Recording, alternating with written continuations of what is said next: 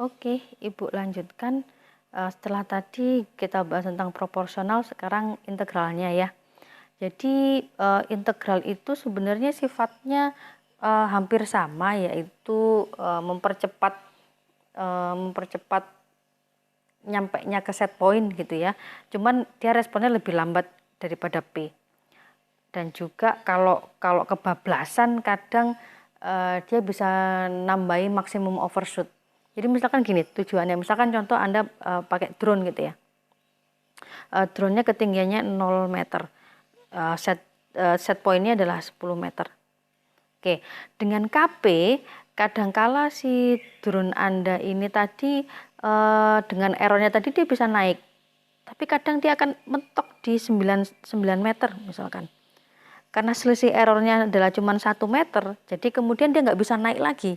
Karena selisih errornya kan kecil sekali. Ya, karena errornya kan kecil. Jadi cuma 1 meter, sehingga kemudian KP segede apapun dia nggak bisa, drone-nya nggak bisa naik lagi. Nah, sehingga supaya drone ini bisa naik ke 10 meter, perlu didorong, di boost gitu ya, dengan komponen yang namanya integral ini. Karena apa? Integral itu kan sifatnya adalah penjumlahan. Dia akan menjumlahkan error saat ini dengan error sebelumnya. Jadi error ini pun juga dihitung error sebelumnya. Gitu ya. Sehingga kemudian karena ditambah dengan error sebelumnya, jadi nilainya kan cukup besar. Sehingga kemudian dia bisa memberikan sinyal tambahan untuk menaikkan drone tadi ke 10 meter. Ya, cuman tidak bisa terlalu tinggi juga karena biasanya efek jeleknya si integral ini ada munculnya si overshoot gitu ya. Oke, jadi bentuknya konsepnya integral. Jadi ini contohnya misalkan bentuk sinyalnya. Jadi misalkan ini sebuah sistem, yang biru ini adalah set point-nya.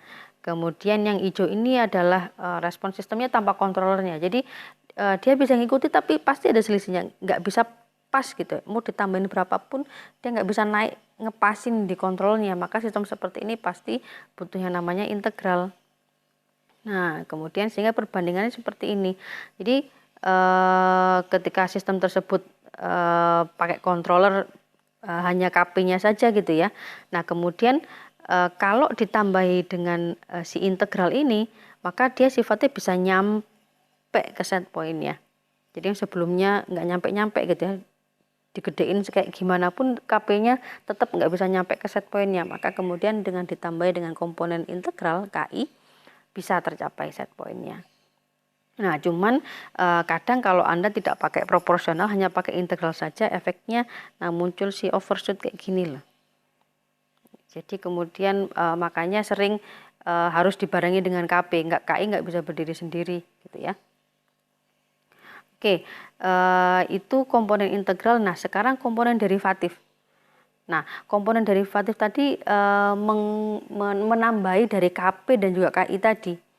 Nah, jadi misalkan KP naiknya bisa cuma sampai segini, ini set point-nya gitu ya. Ini adalah berkatnya si KP tadi. Kemudian oleh KI dia bisa didorong, cuman seperti Ibu sampaikan, kalau ada KI kadang ada overshoot-nya gitu ya. Nah, ini kemudian bisa menyebabkan osilasi. Dia nggak bisa stabil, di set point-nya nggak bisa stabil karena selalu didorong oleh KI, kan gitu.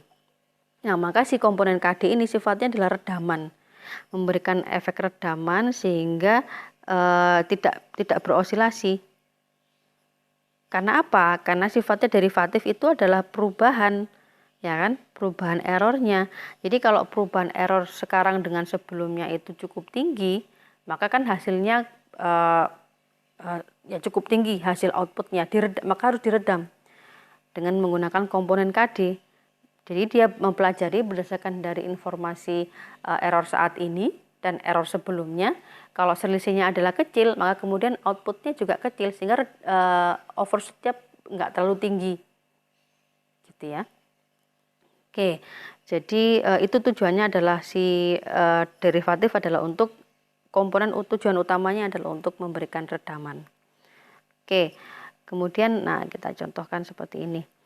Kalau sebuah sistem itu diberi KP saja, Kalau P-nya dinaikkan gitu ya, maka dia akan terus berosilasi seperti ini, tidak berhenti.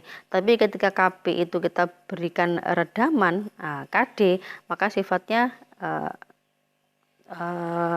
osilasinya bisa diredam gitu ya.